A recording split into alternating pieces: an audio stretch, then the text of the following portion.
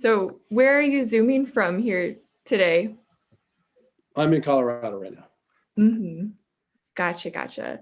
Um, I know at the beginning of the semester, some people on social media had said, wondering if you were in Colorado or on campus. I'm curious how much time you spent on campus. I was on campus the whole semester.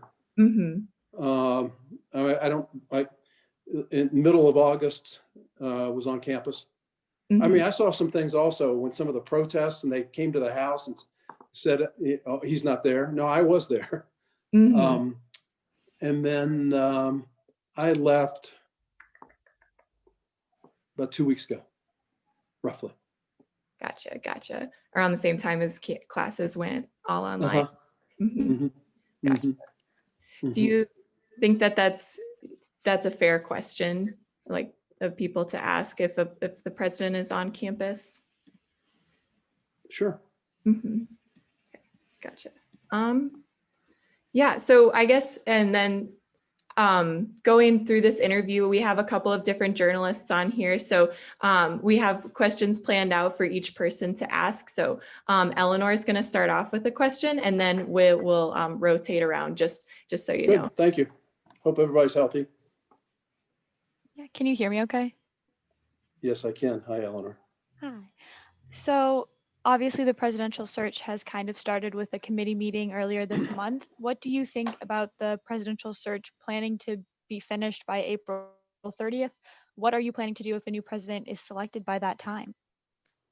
The answer, I think it's wonderful. And I think it would be fast from other searches I've watched and other things I've heard, but who knows?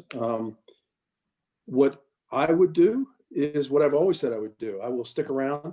I don't think the committee should feel rushed. Excuse me. I don't want them to feel rushed. I want them to take their time to find the next great leader for the institution. And then I will help that individual transition into their role. And that could take a week, that could take a month. It's up to them. I do believe there's some value. When I joined, there was no one to really introduce me to a lot of people, not only on campus, but also in the state and even across the country to major donors. And I am more than willing to do that. That will be up to my successor, and she or he will determine. And if they say, thank you, but not needed, fine. Yeah, and if you do end up helping with that transition, if the successor wants that, what will you do if the new president has a different opinion or direction that they want to take the university in? Agree with them, help them make it happen. I will always, it's the same thing I tell my students in leadership, which is that you have a direct responsibility to always express your opinion and to do so professionally and as fact-based as you can. And so if I have a difference of opinion, I think most of us have a difference of opinion on a lot of things. I will express that. And at whichever point the president says, but I want to do something different, I would say, okay, let me help you. I mean, I think in a sense, I think that's, my daughter's actually working on finishing her PhD on the topic of followership. And you go to the bookstore in Prairie Lights and see all these books on leadership. And she is correctly, I think, identified that most leaders spend most of their time as followers. And there should probably be some books written on how to be a good follower. And I think this issue you're on is one of the things I've tried to, most of my life, I've been reporting to somebody. And almost every situation, there's been some difference of opinion. And it has to be very clear who the decision maker is. And once the decision maker decides, I think it behooves all of us to say, okay, let's go. Let's help.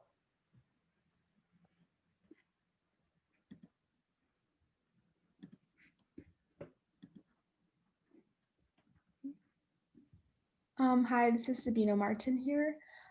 So Associate Vice President for DEI candidates withdrew after your early retirement announcement in October. What is the way forward for campus DEI initiatives, and what do you think why do you think there has been this turnover? Great question. And thank goodness we have such a capable leader in Liz Tovar. And I think the answer to your question is Liz Tovar for the foreseeable future. She's fully invested. She's doing a great job. I get great reports from the broad membership of the community. And I think very importantly, when I talk with her, she's not viewing it just as a little piece of time or just as an interim. She's really making a difference and viewing it for the long term. I expressed to the search committee my frustration with how they got to where they got to. I frankly don't fully buy it, but I have to be respectful of that committee and where they got to as a committee. I mean, this was a period where I said, oh gosh, probably in late July, don't hold me to that, but somewhere in that time period, I said, look, I would be glad to have this report to me. I went to the search committee and said, but you should take a look at this, because if it then means we have to cancel the search and start all over and take another, however long that would be, say 9 months, that could be an issue. That could be a problem, because I think we need leadership now. And hence the reason right about that time period, I asked Liz, Kevin, who this reports to, Kevin Kriegel, our provost, this is where it reports. He asked Liz to step in on an interim basis. The search committee said, we do not want to restart the search.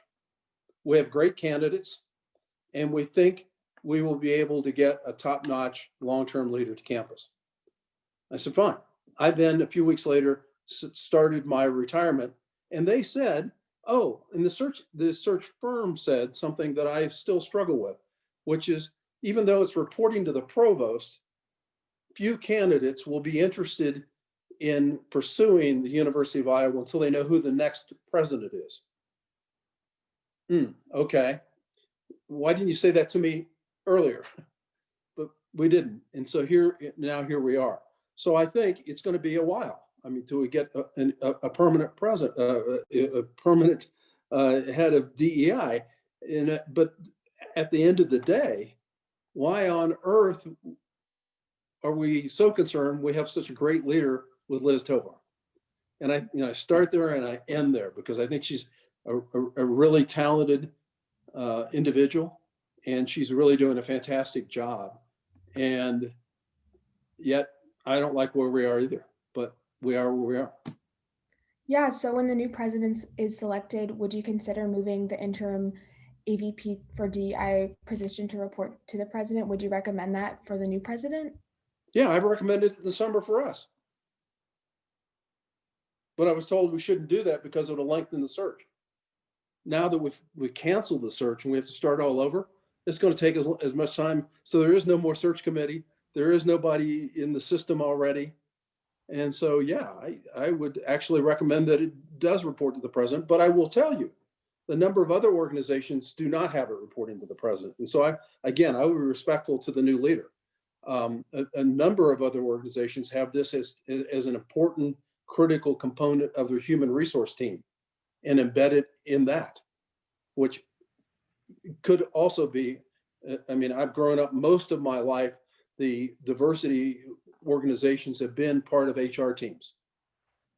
And for obvious reasons, because of the recruiting, the retention, and the other policies that are in there. So again, I would be respectful. I would make the recommendation that in our environment, given how the start and stop for over how many years that we've gone through here, that it is really, really important and should report to the president. On the other hand, the new president has all the right in the world to make the decision. Is it possible, or would you consider moving the current interim position, restructuring it so that Liz Tovar reported to you? No, because I'm not going to upset the process here. Mm-hmm. We've already got it in place.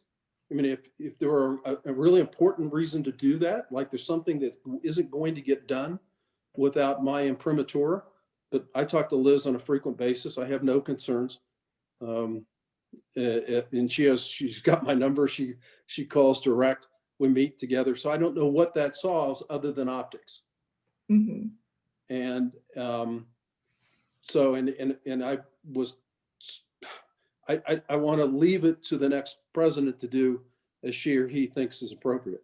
And I think if I move it now, it's kind of jumping it. It may not be fair. Mhm. Gotcha. There were a couple of faculty members of color at a recent faculty senate meeting who felt as if they were not included in some of the campus development of recommendations and overall campus DEI efforts. Do you have any kind of response of like how inclusive the administration has been with developing some of these ways forward for DEI? Yeah, I'm glad they spoke up. Interesting, I haven't gotten an email from them or nor has Kevin to sit down and talk. Having said that, I think we have a big table and everyone's welcome to it. How did we get to where we are? We actually did a fair amount of surveying. We had a number of town meetings. We actually created the original action plan that Melissa delivered and Lena started. I mean, and so it was a pretty broad community input. And then we've updated it several times since then. So to the extent anyone feels like they haven't been involved in the process and consulted, goodness, I had multiple small group meetings at the house in late afternoons for several months, listening to faculty of not just of color and underrepresented and first generation, all that together. So anyone who feels like they haven't been included, shame on us, but everyone's welcome. And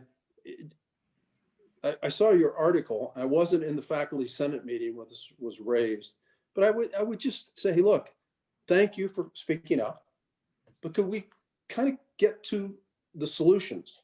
Could we get to what we are not doing? And clearly they would probably say, well, you're not including me in the discussion. Well, we want to include you. So please come along on the journey. But beyond that, what else are we not doing? And one of the reasons it's now in the provost office is because we all agreed 2 years ago that one of the critical issues that we needed to address was the training and retention and recruitment of faculty. That was like, boom, big issue. And so we said, then it really does belong. And I applaud Monsai saying it belongs in the provost office. I still agree that's a big issue and a very important issue. And what we seem to do is not get started. Do you have any plans for how to get started or concrete steps moving forward? Yeah, well, I'm investing every moment of energy I've got in Liz because she understands it. She's got a great rapport with a lot of people across the community. She's working, I think, quite effectively with, I thought, faculty. And she's got some great plans for training and recruitment and retention. So I'm on her team. Gotcha. So shifting gears a little bit, this obviously has been a really difficult semester for everyone to navigate, as we've talked about earlier. So at the start of the semester, the University of Iowa and Iowa City made some national headlines for outbreaks of COVID-19 cases, which campus health folks have noted are a result of off-campus behavior. And how do you and the university plan to avoid a similar outbreak when bringing students back for the spring? Well, all of us are spending a lot of time on just that issue. The critical incident management team is meeting several days a week and talking a lot about that. And first of all, throughout all this, we've paid a lot of attention to Johnson County Public Health Department, the Iowa Department of Public Health, and the CDC, and their guidance, which has been shifting as we learn more about this. There was a long period where there wasn't much support for testing of asymptomatic patients or students, members of our community.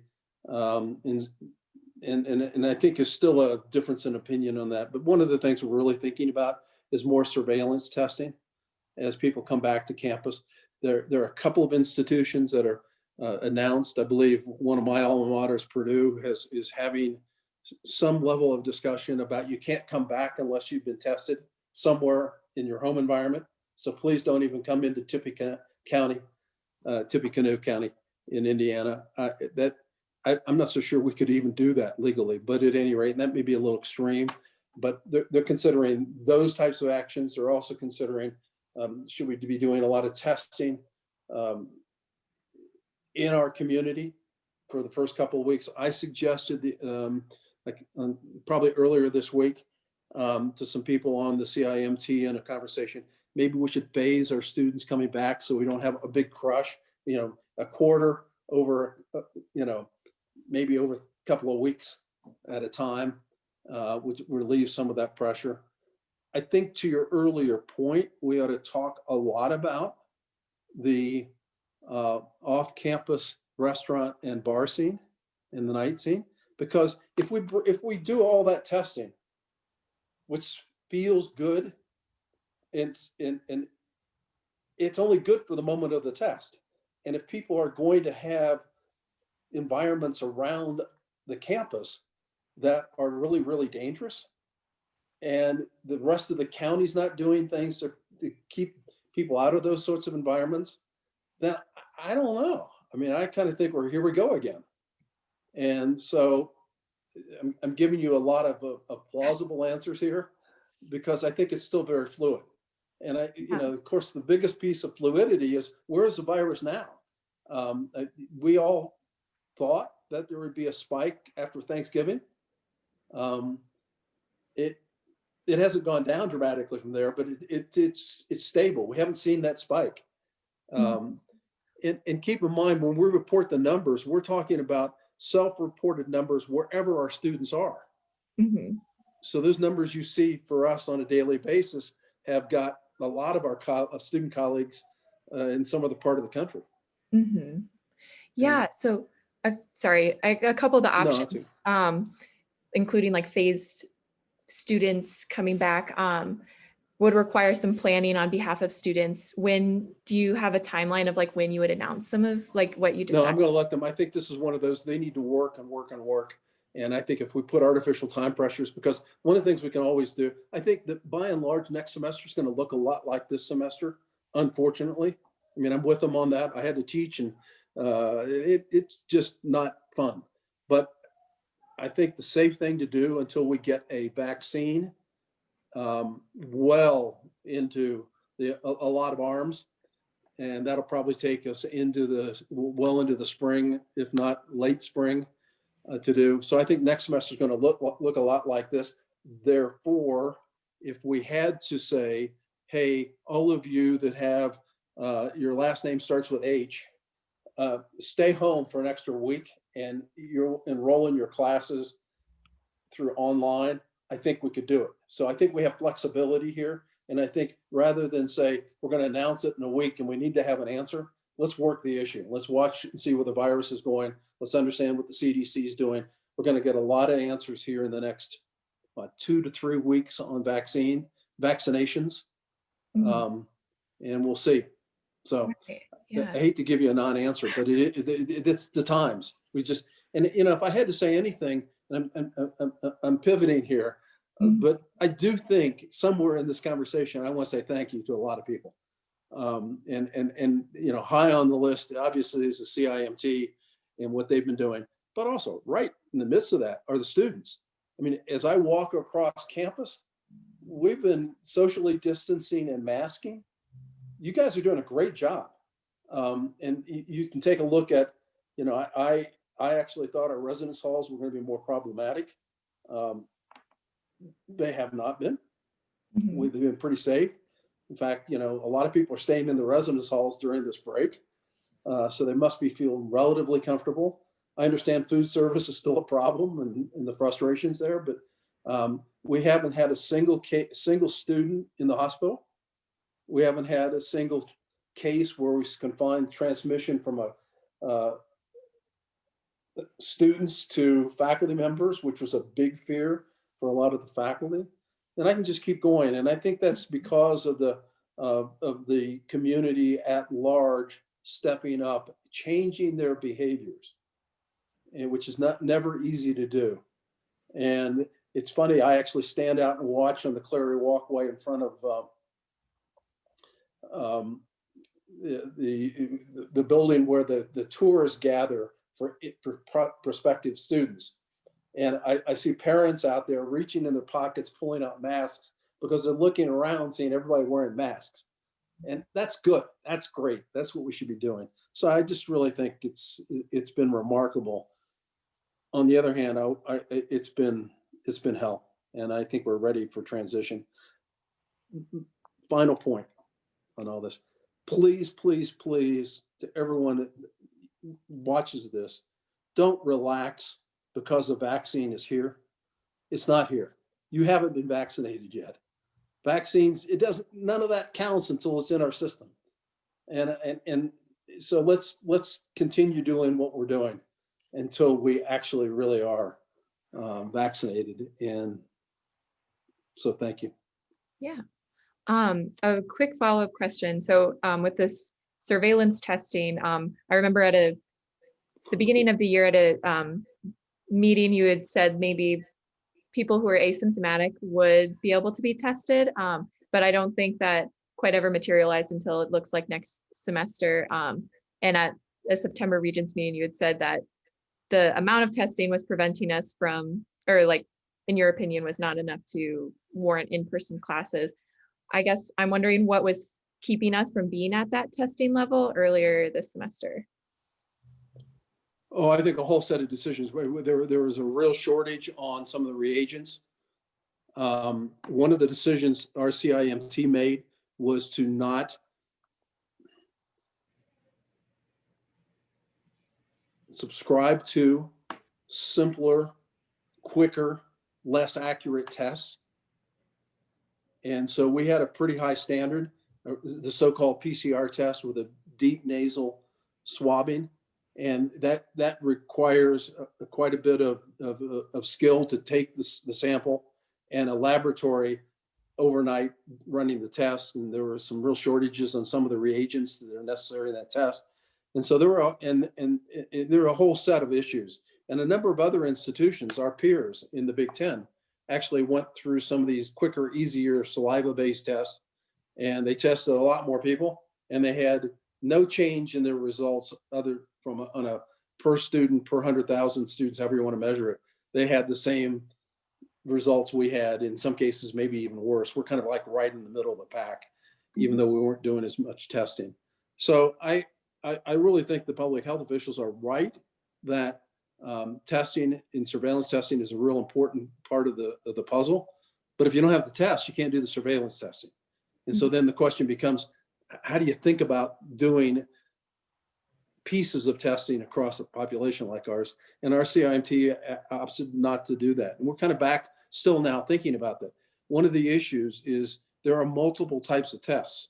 And I've learned, and I'm not an expert, but boy, it is unbelievably complex, and numerous opinions on types of testing and which one is most reliable, et cetera, et cetera, et cetera. And we're still in that little bit of that morass. I fault the federal government, to be honest with you, on this. I think there should have been better standards on testing. I think we should have, WHO had a really reliable test, which is similar to the PCR test. And we decided not to use the WHO test, but to create our own United States test. It got deployed early and had some issues. You can find, articles about those issues early on. And then the second area for me has always been we seem to be fixated on a number of cases. And I guarantee you, a case is not a case. Some people are really, really, really impacted by this. Some people are not. So we have no severity index. And I'm still frustrated with that, because the case count will only go up. It will never go down.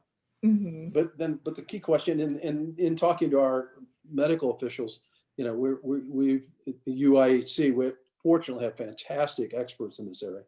And, that's the reason they really don't stare so much at the cases as they do hospitalizations, the ventilators. And so they've got their own sense of severity. And when you apply that to us, we've been pretty, as a community, while we've had a couple thousand cases, we've had no serious cases, which is phenomenal. Yeah. Were there ever any questions about a Test Iowa site opening in Iowa City? There was one in Waterloo. Yeah, there's one in Cedar Rapids. Mhm. And you'd have to, I don't want to get into where they are and aren't because I haven't really studied where there were discussions about that.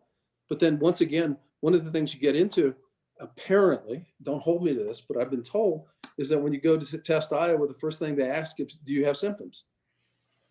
And if you say no, they actually encourage you not to come and take the test. Oh, that's not been my experience. I've been able to Okay. get, but yeah. Yeah, and that's why I said I Mhm. haven't gone through that process, but they were also having a shortage. Gotcha. So So was somebody that told me that about on the, somebody told me that about Cedar Rapids specifically. Again, I oh, don't want to get into creating rumors or not. Somebody should always double check this. But yeah, we had discussions about having a test Iowa, bringing it to campus, letting everyone. Here's the irony of that. Do you know where the lab work gets done for Test Iowa? over at the State Hygienic Lab? State Hygienic Lab. Mhm. And they've gone from 1 shift to 2 shifts to now 3 shifts. And I don't know, they're doing, I've lost track, but let's just say upwards of 6,000 tests a day. And Mhm. so as we put more and more tests through Test Iowa, it sounds great because you can do the testing, but somebody's got to do the lab work. And that all comes back to the State Hygienic Lab. And that's another crew that has just been done a phenomenal amount of work. Mhm. Ultimately, the company that was marketing the Test Iowa actually did recognize they were overloading the lab system, and so they helped us procure some more capacity. But Gotcha. So was that the state's decision to not do yeah, open here? yeah, Okay, yeah, yeah, gotcha. Okay. yeah. No, I mean, if we could, well, I don't know that we would have if we could have, to be honest with you, because we had this testing problem. And keep in mind, not everything, but many things we're doing trying to make sure we don't overload our own hospital system. And while they have last night roughly 50 patients in the hospital with CV-19, and that's down from 90-ish a few weeks ago. It's been coming down and stabilized in that roughly 50 range. But they need all the care. Most of those patients are coming from other parts of the state and being flown in, and they tend not to be from Johnson County. Certainly are not from our campus community. But we need to be very, very careful that we don't do something like open a test site that takes all of the testing capacity in the lab work and diverts it because we have some really sick patients. Yeah, definitely. I think Kelsey, you had a question? Yeah, Kelsey Harrell here. So other public universities have predicted budget cuts with fewer state appropriations and more losses for fiscal 2022. Are you anticipating having to make drastic budget cuts? And if so, what would be prioritized? Well, I'm not anticipating making any more beyond what you've already seen. So we've had a drastic negative impact in athletics, and I think we know what that is. We had some real issues in our hospital system because of the dramatic reduction in elective surgeries, and probably took a real toll on the number of patients that needed a hip replacement or something else. And I always want to be careful to define elective surgeries. Anything that's scheduled, it's not an emergency, that's an elective surgery. Next week, you're going to go I had some spinal work done a long time ago, and it was scheduled for a particular day. That's an elective surgery. So when we had to postpone those elective surgeries to protect PPE and healthcare worker capacity, testing capacity, and all the rest, it took a huge fiscal bite on UIHC, and they also had to go through some pretty significant fiscal salvation measures. We kept the rest of the university running, although remotely, and we're still in that mode. Thank goodness we did that P3, and we're in the process now of releasing what we're now calling a year zero, a half amount of money for some key projects. I just saw today you'll probably see if you coming across the lines. I think the revenue estimating committee for the state actually has numbers that look slightly up over where they were. So the state looks like it's our appropriation should be stable in the state, and we shouldn't have a dramatic reduction, nor do I think we'll have a dramatic increase. So no, the answer to your question is we're in pretty good shape fiscally. Now we've got issues here and there. We always have those, but no, we're in pretty good shape.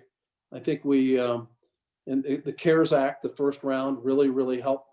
FEMA, we've got some requests into FEMA for some of our PPE and some of the other issues.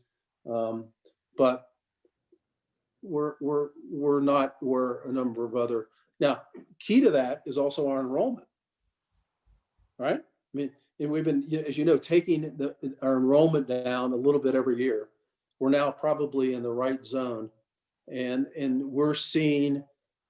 I think we're cautiously optimistic about next year in the enrollment, both at the graduate level as well as the undergraduate level. And I still don't know, maybe you do, from talking to your friends, where are the gap year students? What are they going to do? Because we actually could see a meaningful increase if we're not careful. And that would concern me, because that would put more pressure on faculty and classrooms and residence halls. And I'd rather wait for that for a year or so to get a little more stability. Did I answer your question, Kelsey? Yeah, it did. Okay. Should Not to jump in, but do I need to, President Harreld, I want to make sure I'm mindful of your schedule. We're a little bit over right now. I'm fine. If there's something else that needs to be dealt with, that's fine. I don't want to rush it. Student government has advocated for a pass-fail option for this fall semester, including sending out a survey where 82% of respondents said that they would like a pass-fail option, and a peer school, University of North Carolina, Chapel Hill, offered that for this fall semester. And so I'm curious what the thinking was for not offering that similar to the spring semester. I've talked to the student government leaders several times about this, including a couple of weeks ago. And I guess, first of all, I need to say right up front, this is not my domain. This is the provost, faculty senate, and accreditation agencies domain. Personally, what I said to the students a couple of weeks ago, and it was interesting because Melissa Muller was in the room, and she's our new Rhodes Scholar, but she wasn't the Rhodes Scholar at that point in time just yet. And I made a set of comments because I served on a graduate school, graduate professional schools, MBA admissions committee many years ago. And the issue of sorting out who you're going to admit at the graduate level is often about the ranking. And grades are a pretty important part of that process. And there were some institutions and individuals that took a lot of pass-fail courses and you couldn't rank them relative to others. And we actually put them over in another pile. And so we'll come back to them after we fill up the class. And I think that's a dangerous zone for some people to be into. The only reason that Marissa comes up is because she said, "Oh, I'm getting ready to apply to medical school. Please don't put me in a pass-fail mode. I need every bit of that." Now, she's a pretty good student and several other things. So my real concern is, do we understand the long-term consequences? Have the students really thought about how important grades might be in application to something downstream? And I don't know that they actually admitted they hadn't done as much of that. And so, it kind of begs the question, well, I think you said 82% of the students said they wanted, might the other 18 be the people going to graduate and professional schools? And what do we do about them? Because I certainly don't want to put Marissa or others in a bad position. But again, it's way above my pay grade. I mean, I think that's where the faculty and the accreditation agencies need to weigh in. Interestingly, if all of the institutions, say the AAU and the Big Ten and other places all got together and said, let's do this, then I don't think it would be much of an issue. But that's not what happened in the spring. And by the way, whatever happened in the spring is a blip. No one's going to be concerned. But we're now into, getting ready to be into the second and third semester. This could be a big slug of someone's academic career that could have a big asterisk on the transcript. I have a lot of courses I took as an engineer that I would like to have an asterisk, but we ought to think that through. Definitely.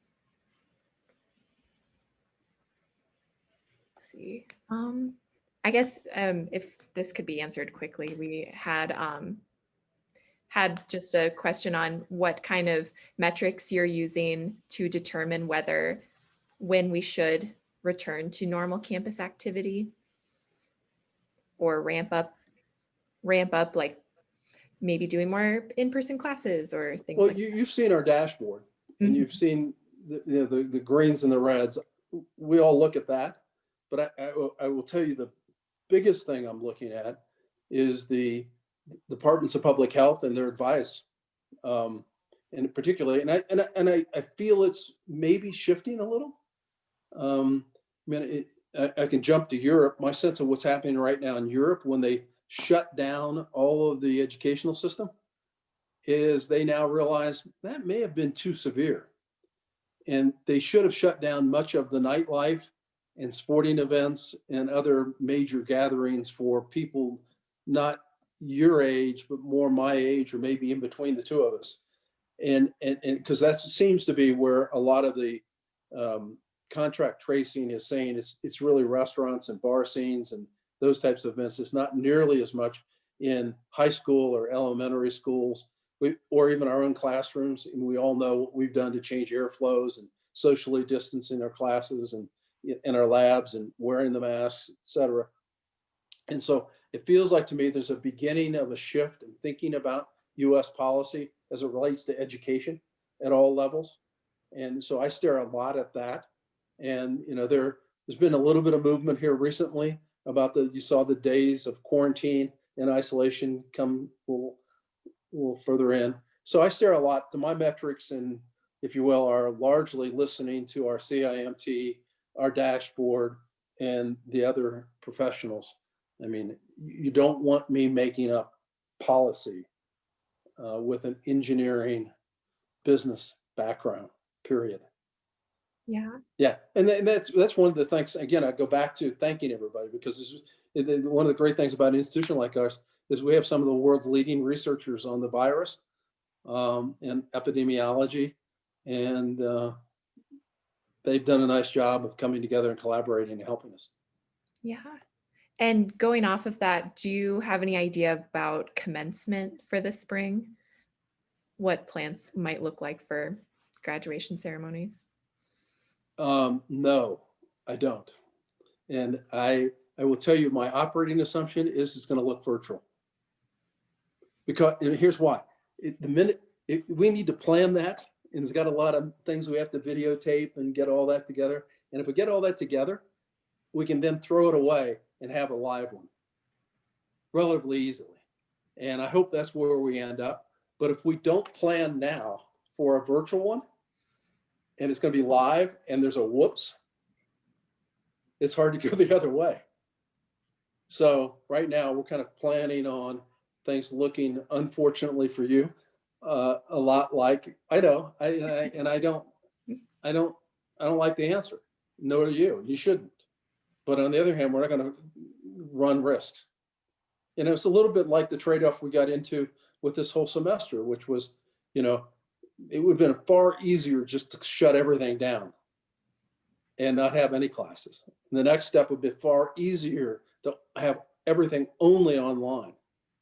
But the problem is we have labs, and we have, two sort of big pillars in this institution. One is our science, medical, engineering labs, and the other is our art community that also has its own version of studios and labs in their own right.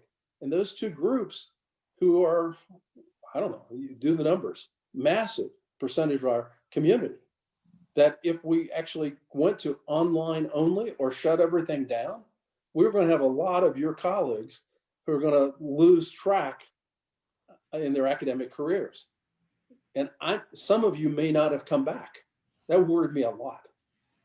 And so, we talk about the impact on underrepresented minorities and first generation students and all the rest. This issue of how we do what we've now done, which is stay open but safe at the same time.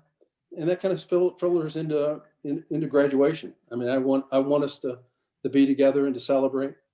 And hopefully that'll be the way it happens, but we need to make sure we're prepared just in case it doesn't. Yeah. Sorry. Thank you. Yeah, thank you very much for your time. We really appreciate Okay. Thank you very much for all you're doing. Stay safe. Keep smiling. Good luck next week in finals, papers. Yeah. Yeah.